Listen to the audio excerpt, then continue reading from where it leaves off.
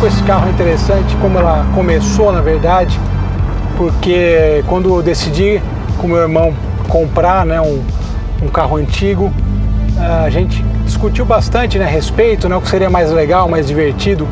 E na época, meu irmão sempre gostou de Mercedes, desde criança, adolescente, né? Ele sempre gostou bastante de Mercedes, sempre achou os carros charmosos, tal. Compramos esse carro, foi uma escolha excepcional e realmente eu passei a gostar muito de Mercedes. Futuramente até quero ter outros modelos, né? 350, 450 SLC, realmente é um tipo de carro que acaba sendo bastante completo, né? Eu passei a gostar muito dos Mercedes pelo conjunto, né? Pela confiabilidade aí da marca, um carro aí que você acaba, enfim, me identifiquei mesmo, né? Com essa ideia toda do conforto, da comodidade e da própria história, né? Sem, lógico, citar só o 190 Cosworth, que é um carro que fala por si só, né? Mas foi bem bacana isso. E quando era criança tinha visto Mercedes, eu morava em Araraquara, né, interior de São Paulo, e era difícil ver um Mercedes lá. Você via um ou outro, né, que na década de 80 esses carros vinham através de consulado e tudo mais, mas às vezes eu ia no shopping Ribeirão Preto e via um Classe S, um Classe E, e eu achava realmente sedutor aquilo lá, justamente porque, pô, era o Mercedes, né? Até as revistas de época, quando tinha alguma matéria, acompanhava também. Mas, né, quando fomos comprar, teve essa pequena história, mas no fim eu acabei me identificando bastante com a marca e é uma marca que eu curto muito atualmente, né? Uma coisa que eu acho interessante sobre essa versão, o 2.3 16, é que ele não é um carro tão macio quanto outros Mercedes, né? Sendo uma classe E, uma classe S dos anos 80, elas são mais confortáveis, né? Eu acho curioso, o 190, pelo menos o 2.3 16, ele é um carro um pouquinho mais duro, né? Mas justificado também pelo DNA das pistas, né? Mas a satisfação é grande, né? Você poder sair com o carro e curtir final de semana, principalmente, ou curtir uma estrada, são sensações únicas realmente. Eu aconselho a todos, compre um carro antigo, que é uma das melhores terapias aí que já foram criadas, né?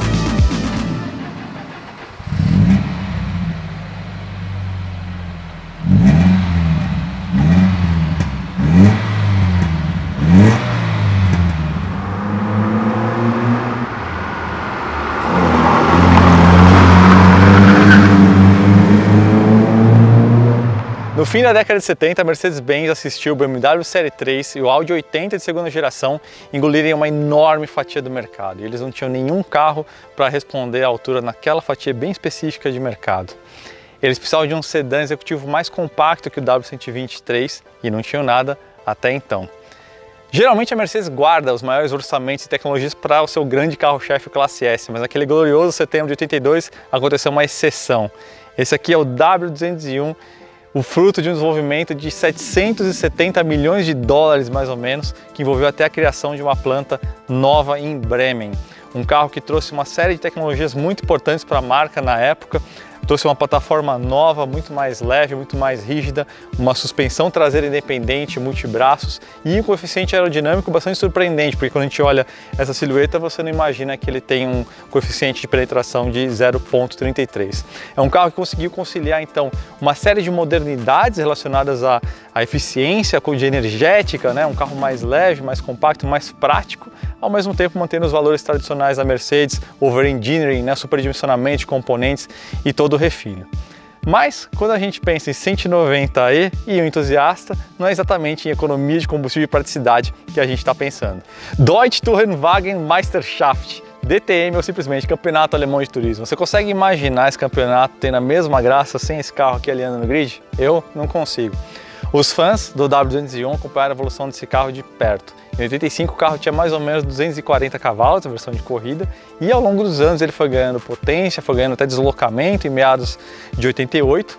E aí finalmente em 92 ele chegou a insólitos 380 cavalos a 9.500 RPM, quase 10.000 RPM no motor 4 cilindros em linha. Foi em 92 inclusive que Klaus Ludwig conquistou o único título de pilotos com esse carro aqui, obviamente a versão Evo 2. Né? Tudo isso só foi possível graças a dois britânicos muito conhecidos no meio do automobilismo, Mike Costin e Kate Duckworth, ou simplesmente Cosworth. Foi a empresa deles que desenvolveu o cabeçote de duplo comando, 16 válvulas, enorme fluxo, que finalmente extraiu o máximo potencial do motor M102. Aliás, uma curiosidade é que o desenvolvimento desse motor 2.3 16 começou num programa de rally que no final nunca foi para frente da Mercedes, mas ela também não largou o desenvolvimento porque já estava de olho no nascimento de uma categoria mais voltada para carros de produção do que o grupo B, que era justamente o DTM.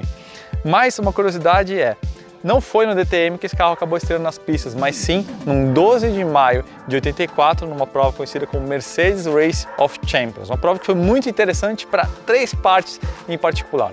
Para o Autódromo de Nürburgring, que precisava provar para todo mundo, particularmente para a imprensa e para os dirigentes da Fórmula 1, que Nürburgring novamente poderia receber com segurança uma prova de Fórmula 1 depois daquele quase fatal acidente de Niki Lauda. Para a Mercedes, para divulgar o seu carro sendo pilotado pelos maiores pilotos de Fórmula 1 e de protótipos da época, e para um jovem brasileiro de 24 anos que tinha acabado de estrear na Fórmula 1 há apenas 2 meses e teria ali a chance de disputar em posição de igualdade de equipamento com nomes como Prost, Lauda, entre tantos outros. Uma história que a gente contou com muitos detalhes lá no Flatout. É uma matéria exclusiva para assinantes, mas recomendo muito a leitura. Eu vou botar o link aí nos comentários do vídeo para você acompanhar. Esse aqui que a gente tem é um carro de homologação, um dos poucos 190 que a gente tem aqui no Brasil, mais ou menos 30 unidades. Pertence a uma pessoa muito conhecida, muito querida no meio dos carros antigos, Renato Belotti. E aí, mestre? Tudo maravilha, bom? Prazer aí participar do quadro. Grande prazer. Mestre, conta pra gente aí a história desse carro, dessa unidade em específica, como que ela foi parar nas suas mãos? Esse é um exemplar de 88, né? Em 88 foram feitas as 534 unidades, né? Que em 88 mudou do 2.3 para 2.5, né? Sim. Aumentou a litragem, então esse carro saiu de Bremen lá em janeiro, né? De 88, ele veio direto aqui pro Brasil. Naquela época tinha aqueles esquemas de consulado, tal, de embaixada, né? Ele veio que na época em um consulado. Tinha muita restrição para importação, né? Era proibido. Sim, né? a importação era fechada, então todos os Mercedes e outros carros aqui, Mercedes veio bastante nos anos 80, relativamente bastante, né? Mas dessa forma. E esse carro então chegou aqui em 88, a gente tinha falado daquela história curiosa, né? Esse carro originalmente ele é champanhe, né? Sim. E aí que entra uma coisa curiosíssima, quando eu estava procurando um Mercedes para comprar, na verdade está procurando várias coisas e, segundo o saudoso Og Pozzoli, né, o carro é que te procura. Sim, ele te escolhe principalmente. Sim, né? Você pode procurar 500 coisas, mas o carro certo vai te encontrar uma hora, né? Depois que eu comprei o carro, fiquei sabendo que ele foi repintado em 88 mesmo. Tá. O primeiro proprietário dele, um cara meio exótico assim, ele, como em 88 entrou o prata, né, no 2.5, 16. É uma cor que só tem no 2.5. 2.5, sim, tá. Só tem no 2.5. O 2.3 tinha duas cores, o champanhe, igual que o Senna correu, e o preto, né, aquele Schwartz, né, aquele chumbo. O 2.5 já abriu um pouquinho o leque de cores. Tem um cor de vinho, tem o prata e tem aquele chumbo. Tá. Então ele pegou, como não tinha nenhum prata, ele resolveu pintar da cor da Mercedes 2.5. Ele trouxe para cá, mandou, né, tinha uma concessionária chamada J-Benz, que até fechou já. Eu pesquisei bastante para saber onde ele foi pintado, né? Caramba. Porque é incrível a quantidade de detalhes e está tudo pintado em 88, né? Se a gente imaginar. Se você não contasse, tipo não ia adivinhar. Não, é fantástico. Até ainda mais de época, né? Sim, com sim. Todas as limitações, a pintura perfeita. Se a gente for pensar naquela época, a pintura e foi feita por essa concessionária, né? Segundo fontes aí que eu levantei, do antigo proprietário também. Repintado 0 km? Sim, chegou 0. Nossa. Desmonta, pinta. Assim, beleza, vamos gastar um dinheiro para fazer isso. E daí, em 2008, um dos últimos proprietários deu um outro banho de tinta, né? Tá. Então até eu brinco com meu irmão, que a gente, né, tem esse carro em sociedade, né? É um carro que, na verdade, a cor dele é prata mesmo, né? A cor do documento já foi champanhe originalmente, mas a personalidade dele é toda prata. A história do carro já não pertence mais ao champanhe. Esse carro é prata mesmo. Sim, eu não teria coragem de repintá-lo e por conta dessa questão, né? Nossa, mas qual é a chance de você encontrar qualquer carro de qualquer modelo e qualquer marca que seja, que foi repintado 0 km? 0, sim. Na concessionária, é isso? Não. Na concessionária que na verdade era uma oficina Mercedes, sim. Tá. que chamava J-Benz, teve em Moema e tal.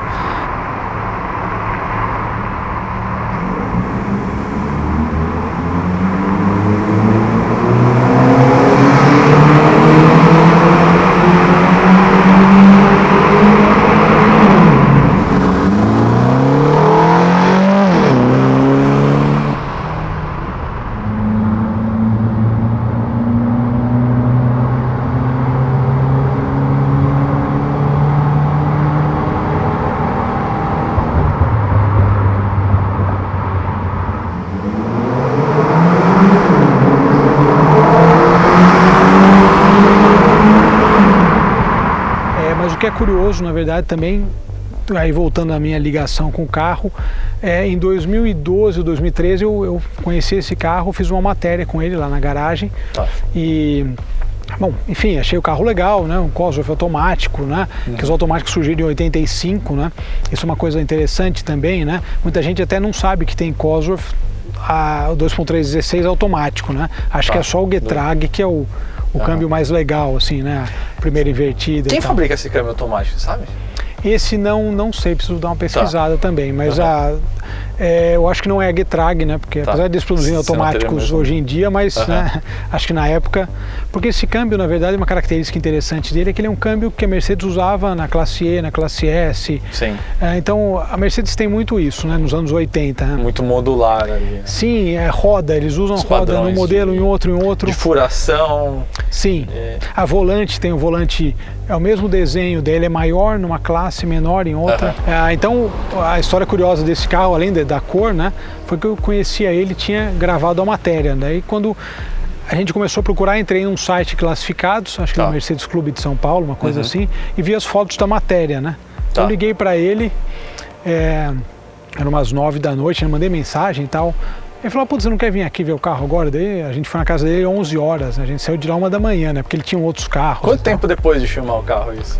Então, isso foi em 2013, a gente comprou em 2015, em janeiro. Tá fazendo agora em 2019 4 anos já, né? Então, 4 anos aí de convívio, né? Com 2.316. Belotti, falando em convívio, acho que esse é um ponto aí de curiosidade de muita gente. Conta um pouquinho pra gente como que é conviver com um Mercedes desse. Sim. Putz, é um carro que tem aí suas excentricidades, né, na parte de powertrain. Imagino que parte de detalhe também seja bastante específico, mas mata a curiosidade pessoal aí, como é conviver com o carro. Obviamente você escolheu um carro já com muita procedência, né, mas certamente tem alguma coisa para compartilhar. Eu até comentei num vídeo do canal certa vez que o pessoal sempre manda pergunta, né? Acredito que para vocês também deve sair muita coisa assim, melhor comprar um carro para restaurar ou um carro pronto. Eu sempre falei, mesmo antes de ter carro antigo nem nada, né? E depois veio o Fusca também, né? E eu sempre falei que eu sempre gostei de falar, quando comprar um carro vai ser inteiro, vai estar pronto. Porque o mesmo carro pronto, ele vai ter coisa para fazer, ele tem manutenção, ele não é um carro que eu uso sempre, né? Quer dizer, eu procuro usar toda semana, que é o ideal, né? Mas às vezes você viaja, você vai para cá, vai para lá, e você fica sem andar muitas vezes com ele, né? E carro antigo, você precisa andar, né? Essa é a grande sacada dos carros. A estragar. Sim, o carro fica ressentido. A gente gosta de carro, o carro fica ressentido, né? Você não anda com ele. Forma um gel aí. Então, assim, de modo geral, quando o pessoal pergunta de manutenção, assim, ele não tem uma manutenção extremamente cara, sei lá, como um esportivo atual, né? Que a gente vê de vez em quando pela internet, recebe aqueles print, né? De nota de serviço, né? Não, realmente não é. E eu acho que ele tem uma manutenção dentro de uma média você pode esperar de um carro esportivo dos anos 80, né? E também, é claro, isso acho que vai da forma também como você cuida do carro, né? Eu acho que para um carro antigo, de modo geral, você sempre dirige ele antevendo mais as situações, às vezes, do que né? Porque assim, ele tem ABS, tem freio a disco nas 4 rodas, mas assim, é um carro de 88, né? Então você tem que respeitar isso também, né? A parte de injeção mecânica, como é que é? Exige muito trabalho? Essa injeção... combustível adorável? Eu acho engraçado porque até quando eu comprei ele, então varia, às vezes eu uso gasolina comum, às vezes aditivada, né? Às vezes uma gasolina mais pura, digamos, né? Mas aqui toda gasolina, como sabe, tem, né, etanol também.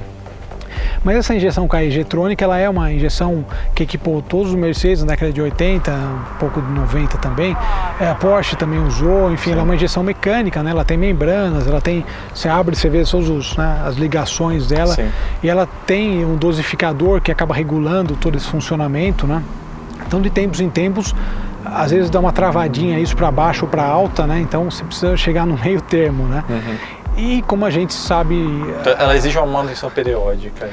De certa forma, sim. Assim, sei lá, em 4 anos mexi uma vez, né? Eu acredito que, logicamente, dependendo de quanto você andar, se a pessoa andar muito, né? Tem uns amigos que vão muito em rally de regularidade, né? O pessoal vai para o Rio Grande do Sul, né, que é legal pra caramba, né? Mas vai rodando com o carro, volta, que tem até que fazer um pouquinho mais. Sim. Mas de modo geral ele é um carro que tem uma mecânica confiável, né? Não só pela história Cosworth e tudo mais, mas enfim, eu acho que de modo geral a coisa funciona bem, o funcionamento é bem redondo, né? Sim. E fala agora um pouco pra gente sobre a tocada do carro, né? Que acho que é outro ponto de curiosidade muito grande das pessoas, né? Como é que guiar um 190i Cosworth? É uma coisa curiosa desse carro, até a gente estava comentando um pouco antes, ele tem um câmbio automático, né? Então um câmbio automático de 4 marchas, não é um automático como a gente tem hoje de 5, 7, 10 marchas, né?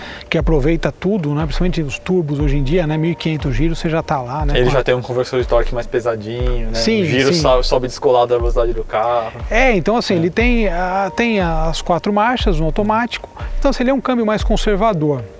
Então ele é um carro que ele trabalha, até por causa do cabeçote 16 válvulas, ele trabalha melhor num giro mais alto, né? Então andei muito em estrada, já com ele. Estrada é legal porque você enfia o pé, ele volta para a terceira, né? E ele vai até, limite de giro é 6.000, mas ele vai até uns 6 e pouquinho e muda, né? Ele muda bem lá em cima mesmo, né? Headline mesmo. Você percebe que o carro ele é feito para isso, né? O câmbio, a regulagem do câmbio é bem assim, né? Mas assim, lógico, não é um câmbio conservador porque é um câmbio dos anos 80, né? Então, logicamente tem as opções, você pode eventualmente jogar uma terceira ou uma segunda, né? Você está numa subida de serra, né? Esse carro passou vários anos em Campo Jordão, dos donos, né? Tinha um hotel lá, alguma coisa assim. Eu não fui para lá com ele ainda, mas eu imagino que ele já deve conhecer meio que... deve conhecer a serra lá. O motor desse motor tá soltinho, então. Sim, esse carro tem 95 mil quilômetros, né?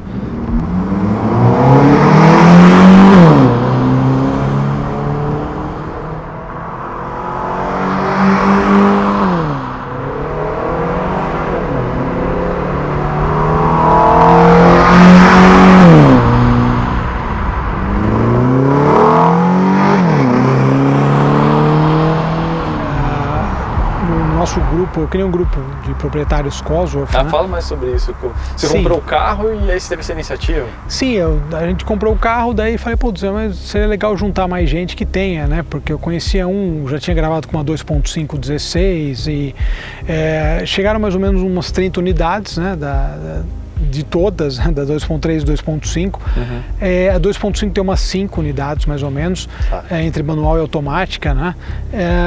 E a gente conseguiu juntar num grupo, até o Cosworth Club aqui, né? A gente teve essa ideia, mas foi uma coisa mais para brincar e para fazer uma confraria mesmo, né? De proprietários. Mas é bom, porque aí se junta... Putz, um cara já passou por um problema e já sabe a solução. Não, essa eu acho que é a grande sacada, porque quando você começa a conversar, o pessoal fala, putz, já tive problema no dosificador, né? A suspensão, essa suspensão pneumática dele, né, com uma coisa que tinha na classe S, né? Um autonivelante. Né? Ele é um carro pequeno, mas tem uma suspensão que se ajusta, né? Tá sempre na altura certa. Então, às vezes a pessoa teve problema nisso, tive que importar tal coisa, ou então desativou e botou os amortecedores, enfim, são vários panoramas, né? E é sempre bom trocar experiência, né? Eu acho que essa é a melhor coisa que a gente tem em grupo, assim, de carro. Sim, né? Sim, sem dúvida. Até para importar peças também faz grupo. Sim, também. E uma curiosidade minha agora, já que você fez esse trabalho ao longo dos últimos, 2 anos, 2 anos e meio? Desde 2015, 4 anos já 4 agora. Anos, sim. Estou ruim das contas. Esse trabalho todo de catalogar e juntar os carros, juntar os proprietários, Evo 1 e Evo 2 no Brasil, você tem conhecimento? Tem uma, Evo 1 não tem nenhuma, e Evo 2 temos uma. Teve um exemplar que chegou aqui na época, salvo engano, a Mercedes-Benz trouxe para alguma ação e depois vendeu o carro, né? Esse carro ficou no Rio de Janeiro um bom tempo e depois vem para cá e agora está no interior de São Paulo, aparentemente descansando lá um pouco. Entendi, porque realmente esse carro não aparições públicas em eventos, exposições. Sim, ele que eu me lembro. Ele apareceu, tem na foto ele apareceu num evento da fábrica mesmo, né? Ah, mas isso na época ou recente? Não, mais na época mesmo, alguns anos atrás, pelo menos, né? Não sei se foi bem na época, mas foi um pouquinho depois. E assim, um Evo 2, né, pô? 502 unidades fabricadas, né? Ei, dono do Evo 2, faça esse carro aparecer à luz, pelo amor de Deus, o mundo merece ver esse carro. Não, até tô vendo se a gente consegue no grupo fazer uma visita lá, né? Sim. Para poder ver o carro, pelo menos, enfim. Porque assim, é um carro único, não só único literalmente, né, falando, né? Sim. Mas é um carro único mundialmente, né? São 502 unidades, é uma versão prestigiada, DTM e tudo mais. Sim, não, é um carro que tem... mais raro que F40. Sem dúvida, sem dúvida. Só isso. É um carro que, pô, adoraríamos ver num evento como o Araxá, alguma coisa assim. Não, teria que ir realmente, né? Teria que ir. Enfim. Sim. Vamos aguardar, né? Sempre é bom dar uma esperada. Bela, eu queria parabenizar você, não só pelo trabalho que você fez com a garagem ao longo de todos esses anos. Quando você começou com a garagem? A gente começou lá, eu comecei, na verdade, em 2007, mais ou menos, né? Sim. 2007, 2008, né? Daí comecei a fotografar os carros com a placa, sim, daí fazer uns vídeos, né? Ainda o carro ia e voltava, não tinha edição, né? Sim, mais de uma década dedicado ao antigo mobilismo. E agora começando uma história então com os Mercedes, não só tendo o seu carro e cuidando dele, mas também juntando esse clube, essa confraria. Não, e é interessante que o meu sogro, né, o pai da minha noiva, ele teve vários Mercedes, eu acabei atraindo isso também. E ele tem um W126, um 300 SE branco, tá? Um carro legal também. Caramba. Então também mercedeiro, meu sogro. Pô, então mais um parabéns pela boa influência. É isso aí, né? Obrigado pelo convite. Flatout, realmente um fantástico trabalho. Não só o Midnight, mas os textos também são sensacionais, não só os seus, mas da equipe toda. Léo Fontesini, Dalmo Hernandes. Sim, tô sempre acompanhando lá. Fantástico. Show. Obrigado, gente. Isso aí. Valeu.